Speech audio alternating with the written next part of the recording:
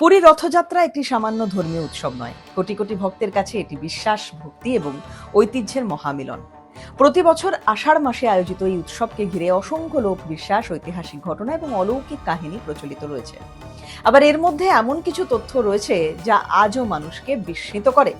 যেমন লোকবিশ্বাস এই রকম যে রথযাত্রার দিন জগন্নাথ দেবের রথের দড়ি স্পর্শ করা অত্যন্ত পুণ্যের কাজ।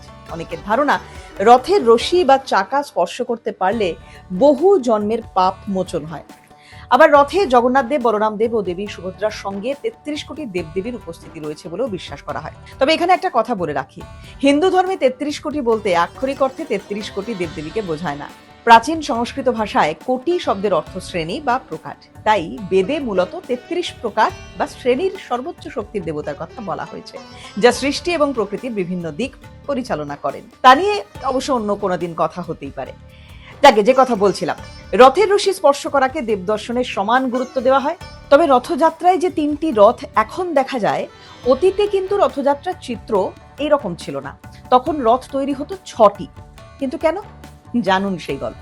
কেমন ছিল সেকালের রথযাত্রা? প্রায় ৭০০ বছর আগে পুরী থেকে গুন্ডিচা মন্দিরের পথে একটি বড় নালা থাকায় একটানা অত বড় রথ নিয়ে যাওয়া সম্ভব হতো না। তাই যাত্রা দুটো ধাপে সম্পন্ন হতো। প্রথমে ৩টি রথে দেবতাদের নালার ধারে আনা হতো। এরপর বিগ্রহ নামিয়ে নালা পার করিয়ে অপর প্রান্তে অপেক্ষারত অন্য ৩টি রথে বসিয়ে গুন্ডিচা মন্দিরের দিকে নিয়ে যাওয়া হতো। অর্থাৎ তখন মোট ৬টি রথ ব্যবহার করা হতো। পরে রাজা কেশরী নরসিংহের আমলে ওই বলাগুন্ডি নালা ভরাট করে দেওয়ার পর থেকে বর্তমানের মতো ৩টি রথেই একটানা রথযাত্রা সম্পন্ন হয়। রথের নির্মাণ ক্রিয়া। রথ নির্মাণের প্রক্রিয়াও অত্যন্ত বিস্ময়কর। প্রতি বছর নির্দিষ্ট নিয়ম মেনে নিম কাঠ দিয়ে নতুন রথ তৈরি করা হয়। আধুনিক যন্ত্রপাতি বা মাপজোকের ফিতে ব্যবহার না করে প্রজন্মের পর প্রজন্ম ধরে আসা ঐতিহ্যবাহী পদ্ধতিতেই প্রায় ১৪০০ জন দক্ষ কারিগর এই কাজ করেন। রথ তৈরির ক্ষেত্রে বহু প্রাচীন রীতি এখনো অক্ষুণ্ণ রয়েছে।